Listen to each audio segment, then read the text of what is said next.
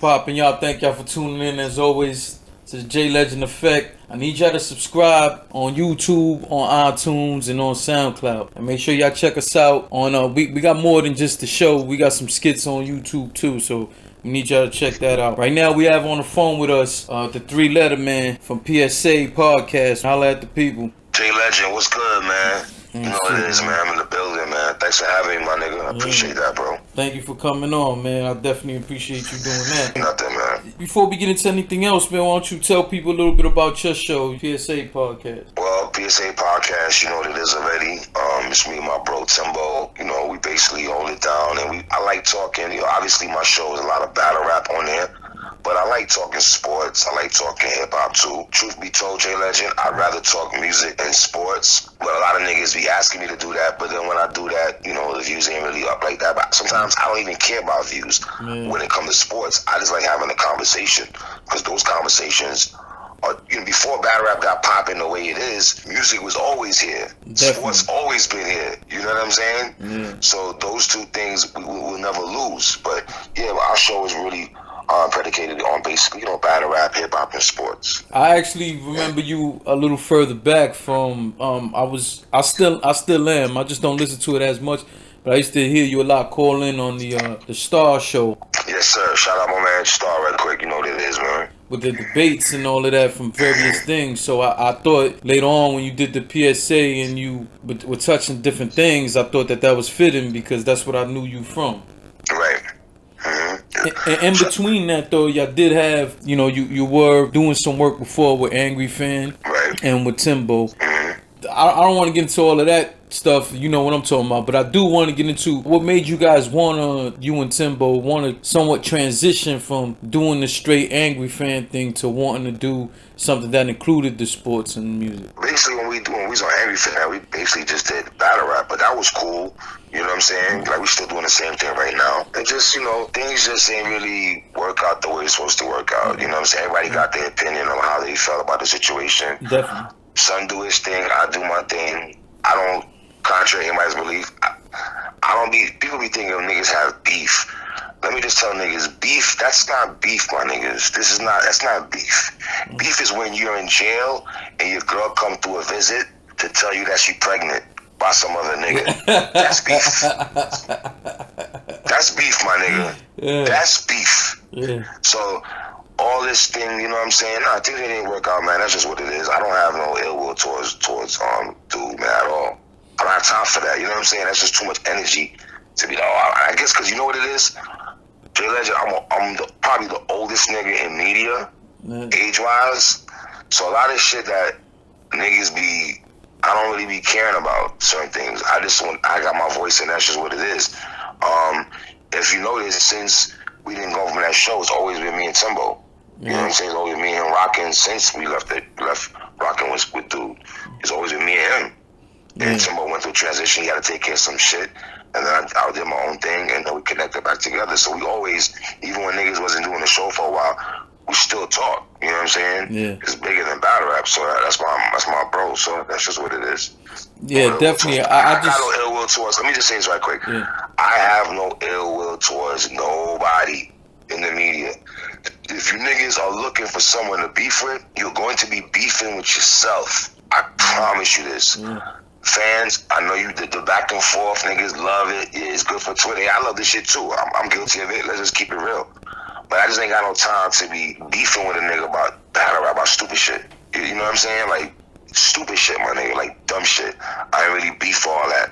So all the other niggas who want to beef, y'all could do all that other extra shit. I'm just not going to do that shit. I'm not entertaining that. You know what I mean? A lot of niggas ask me about Son all the time. I don't know if niggas want me to bash him or whatever.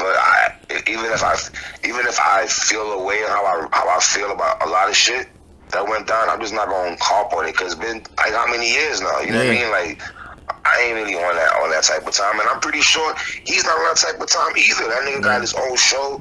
He got a Facebook group. You know what I'm saying? Like I always say, man, I would never say that nigga's not important to the culture. Yeah. You dig what I'm saying? I don't listen to his show, but I would never say he's not important to the culture. That's just blasphemy.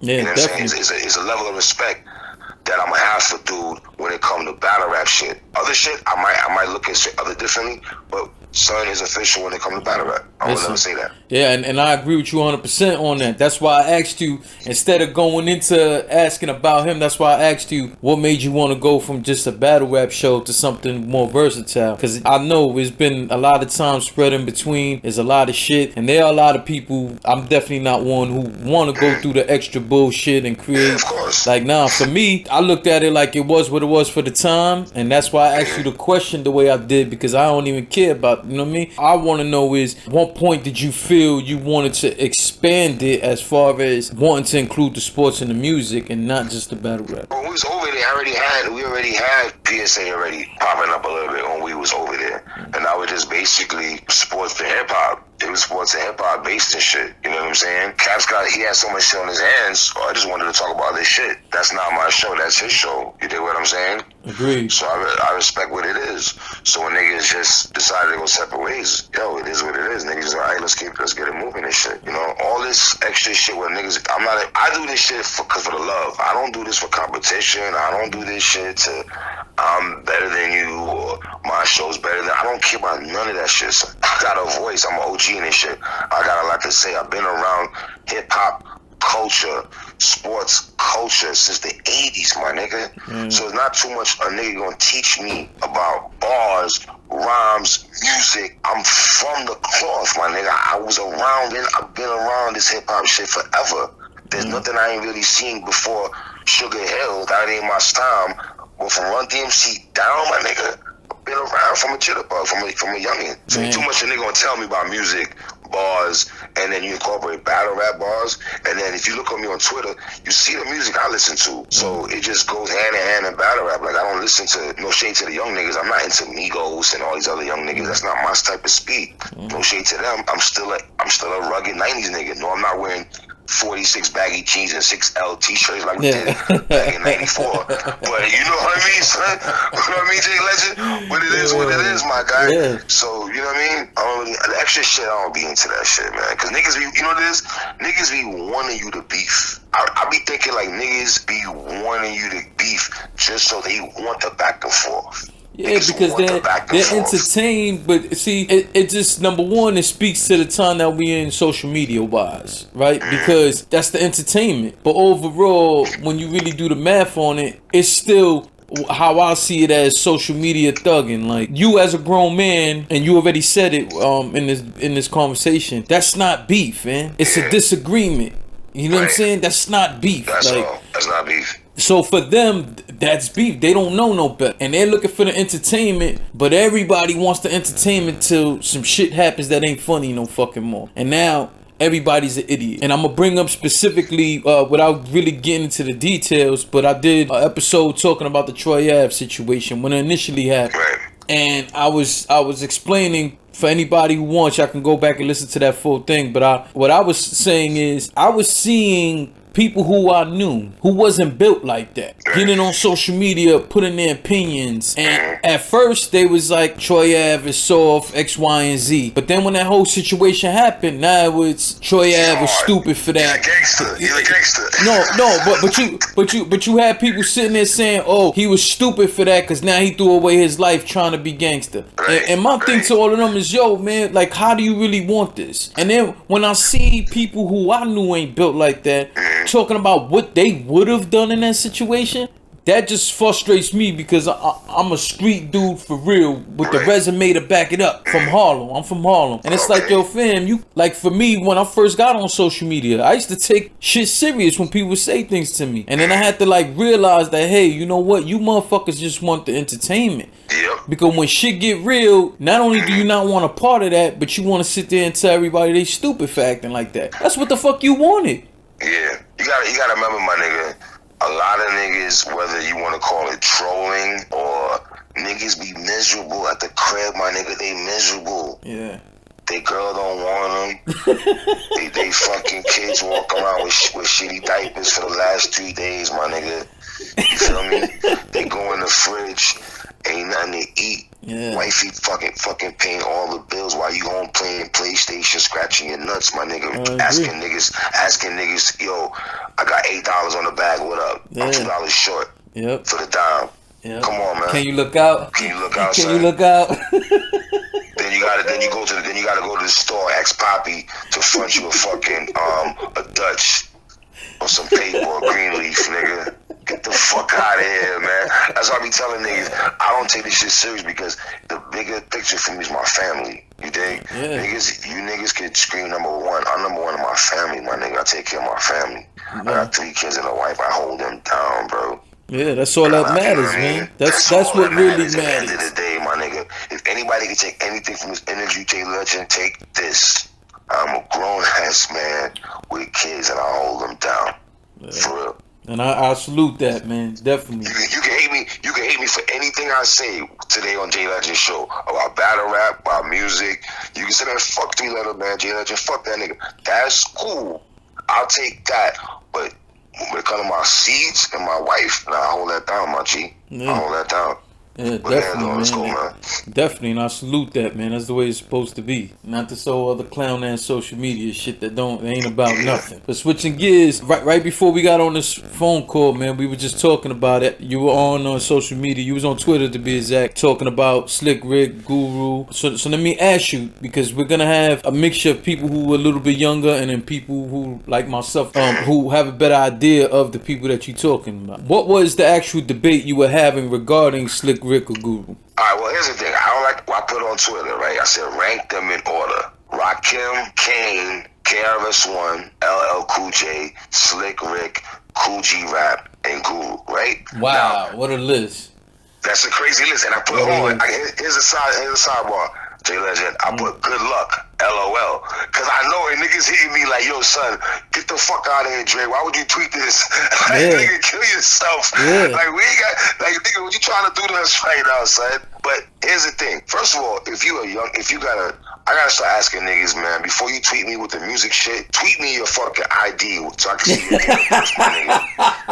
Cause if you a young nigga, yo, J Legend on some G shit, my nigga. If you a young nigga, man, you shouldn't even be coming to me with them cards. Don't even talk to me, man. No disrespect. Yeah, but man. you can't answer this question, bro. Certain questions, you can't answer this. Yeah. You dig what I mean?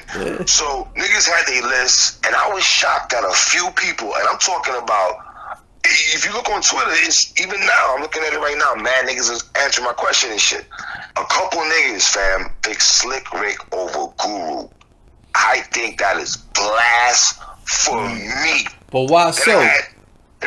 Why so? I'm trying to ask these niggas why. So, in my opinion, or what these niggas? Hold on. You want I want your opinion.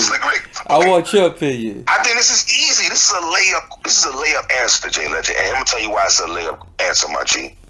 My nigga, I understand Slick Rick and Dougie Fresh popped off, and I'm talking about before Children's Story and all this other shit. Lottie Dottie, 6 minutes. I get it, my nigga. I even get that Slick Rick bought Bally's in the game, you know, the big rope chain, you know, and I like Children's Story, the Great Adventures of Slick Rick album. That shit was fire. Hey Young World, Mona Lisa, Indian Girl. Classic joint. Back. Yes, it was a classic album. Fire. Even till this day, they played Children's Story on the radio. And yes, Guru doesn't have no songs on the radio, but I don't give a fuck about none of that shit. Let me just throw it out there. If we're talking about catalog, and that's why I gotta go to catalog. One fire album, my nigga, I got every Gangstar album down, even to them fucking Jazzmatazz albums that I really didn't like too much, but I bought it because Guru was on there. Premier had nothing to do with it. His catalog alone and bars to me is what are we talking about here? That's easy. Guru, he had Premier, first of all. Guru had the ill, smooth, laid-back flow. He had mad ill joints. I can't understand how a nigga would put Slick Rick over Guru. I think that is hip-hop blasphemy 101. I just can't dig that. Look, but you know what, though? If you want to put G-Rap, that's what I'm taking. Kane, Rakim, and them niggas, cool. But Slick Rick over Guru? Nah. Listen, the reason why it's not that clear cut is because of the differences in styles, though. You see, you might have a closer debate with someone talking about Kane versus Cool G Rap, where it's two completely different lanes from Guru and Slick Rick. So that's why I don't think down to the production, my nigga. But that's why I'm saying I don't think that's why it's clear cut because of the differences in styles. I think like if you was to put two similar styles together, right? You feel me? Like you know, just to use a battle rap analogy, you know, if you put a Rosenberg versus a Suge, or like we saw a Rosenberg and Swave. You understand? Rosenberg and Suge did battle. That was a dope battle. Yeah, and RBE joint. Yeah, right. But it's just I bring those up to say their styles are very similar.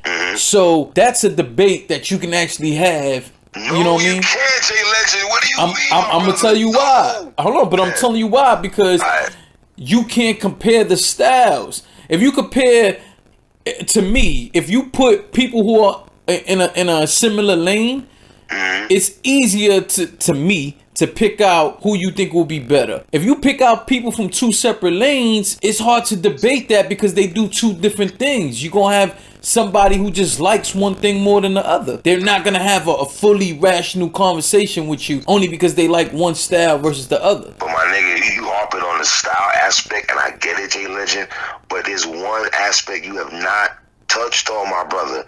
What about the catalog? The catalog. If we listen, you do a Slick Rick set. All right, me and you right now, right? Okay. Remember when Just Blaze and Swizz Beatz had a face off? I still ain't see it. I've always heard it. I haven't seen it. You heard about it, right? But me and you have a face off, right? Yeah. You get your music with Slick Rick. I get my music with Guru. I beat you by 46 points, my nigga. I beat you by 46 points. I'm beating you by, bro. I don't know, man. My nigga, are you serious? I don't know. My nigga, what are you gonna play? The whole Slick Rick, one Slick Rick. Hold on. You're gonna play one Slick Rick album, Lottie Dottie, and 6 minutes with Dougie Fresh. Nigga, I could play every Guru. I could pick 3 songs to 4 songs off every Gangstar album from 1989. Hold on, my nigga. From 1989 to damn near 2003. What are we talking about here? So now, 89 to 2003. Hold on, but now I'm gonna tell you. My nigga. Listen, music we talking about, fam. Hold on. What you just said right now, you're 1,000,000% correct. I'm not gonna debate that. Because the truth is, what you just said right now just took over the whole conversation. You're 100% right. You're 1,000,000% right. I'm just saying that you're still gonna have people who are gonna say, "Hey, the Slick Rick records that you named that are more popular." And then you got to remember too that he was in jail for many years, right? You're gonna have people who are gonna say, "Hey, the Slick Rick records though are gonna be recognized faster by the masses than the Guru would." It don't mean he was better. I agree with that. It doesn't mean he's better. Yeah, it doesn't mean he was better, not at all. But you can understand how people will be if it's certain Slick Rick records that you threw on right now, and everybody will be like, "Oh Children's shit!" Story. Now listen, like I said earlier, they still play Children's Story on the radio till this day, my nigga. Till this day, Hey Young World is still relevant till this day. Yeah. That's what I'm saying. You could play one set of every song on fucking The Great Adventures of Slick Rick album. You could play every song, Indian Girl, all that shit. You could play The Ruler's Back, Mona Lisa, all that. Kid, the fucking driving the car like Kid and all that crazy shit. Like, but Gangstar Guru for street grimy niggas like yourself from Harlem that like it from the concrete pavement, 80s, 90s era, my nigga. Come on, man. Yeah, listen, I'm still to this day, I still be rocking Mass Appeal. That's still one of my favorite. Listen, that beat alone, I could play the beat alone on a fucking day. You know what I mean? Yeah, my nigga, you got Guru with the raw, grimy beats, and then you got Guru with that. And you know, if we just take out some people will say, "Oh, Premier made Guru."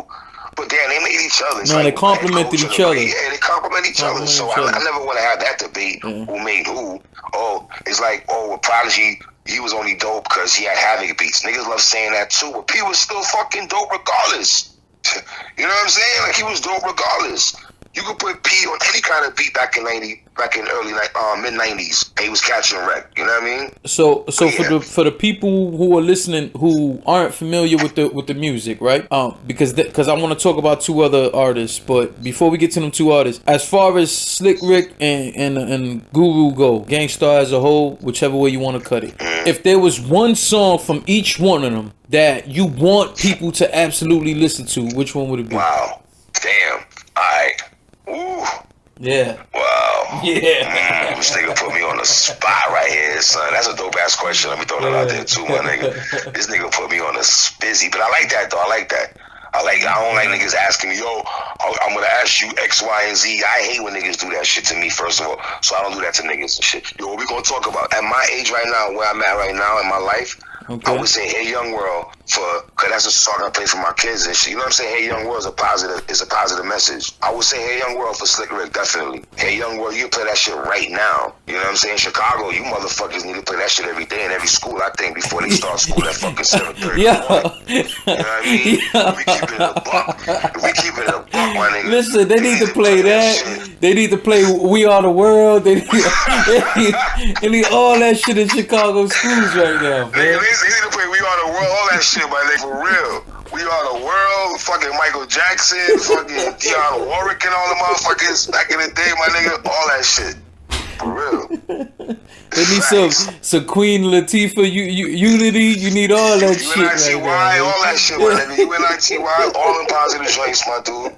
All that. Fight the power, public enemy. What you want to throw in there, man? Tupac, if my homie calls, I don't know, man. Yeah. Throw all them shits in there. All that shit. But give us a record from Gangstar Guru that they have to listen to a must. Ah, man. What song from Gangstar? Besides Mass Appeal, everybody knows Mass Appeal. Nah, I'm not gonna throw Mass Appeal, but there's so much, man. I could throw Take It Personal. I'm gonna say a song that no one talks about from. Nah, you know what? I'm gonna say Gangstar. He got a song called Battle, right? And the reason why I would say that, because there's a certain bar that I like so much. He goes, "Son, you bore me with your war stories. You ain't even do that shit. So that's just small stories." The reason why I like that line, because we live in an era of niggas be on social media, want to put pistols in front of Facebook and show how it's allegedly how gangster these niggas want to be and shit, because they think this is a cool thing.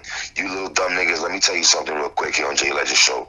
Stop flashing burners on fucking Facebook, IG, and all that dumb shit. You niggas are dumb. Don't you know the feds and the thing called La Policia, they are like fucking, remember Sting in WCW when he used to be on the rafters and shit? Yep. That's what these niggas are doing on social media, the feds. They're looking down on you niggas, man. What the fuck you think you putting out? Just because you have an account, my niggas, that's not your account, bro. But niggas be getting misconstrued. So yeah, that's the reason. That's why I like that line so much. So I picked Battle, because of that line right there in the era that we in. A lot of these little niggas be acting crazy. Like, they should have never gave some of you niggas a social media account. Some of you niggas should have been screened. Some niggas need to be screened and drug tested before they get an account, man. The shit they be doing and saying is just like some reckless shit. I'm agreeing with you, man. But you brought up two other artists that I want to get into, Kane and Kool G Rap. Now I have to tell you, I'm gonna go a little bit, just a pinch over to Kool G Rap, because not only, I'm not mad at that. You know, it's the lifestyle he spoke about, all these sort of things, you know, that I personally could probably relate to a little bit more. I couldn't be mad at anybody going either way, but just for the people who are listening who, again, aren't familiar with the music, what about these two did you like in general? About their style, their anything, lyrically, whatever it was? All right, well, let's start Kane first, because I'm from Brooklyn.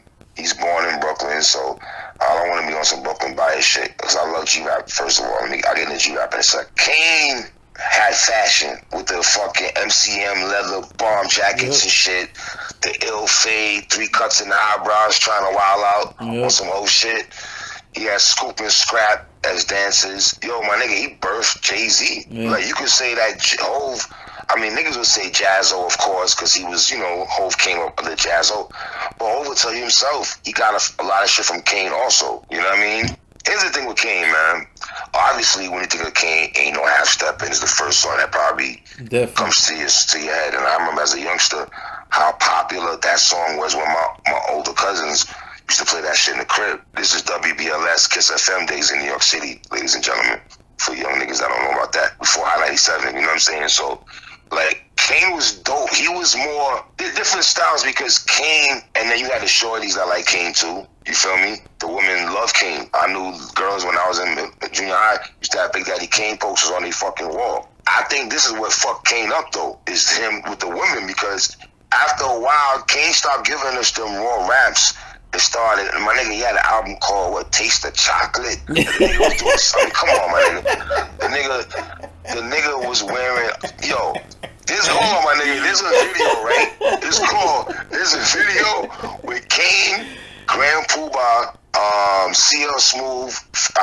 G-Rap is in there also. I think it's called Don't Curse. It's Don't Curse. If anybody at home listening to this after this show, go to YouTube and pull up Big Daddy Kane, Heavy D, P-Rock and CL Smooth.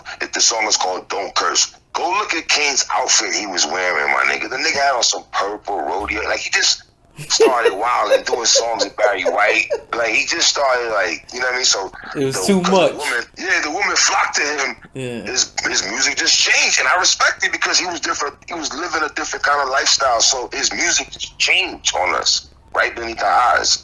You know, but Kane, it is what it is with Kane. Now, G-Rap, for me, in my era, I know people will say, I think a lot of OGs before me will say probably Schoolie D and some other niggas that they know.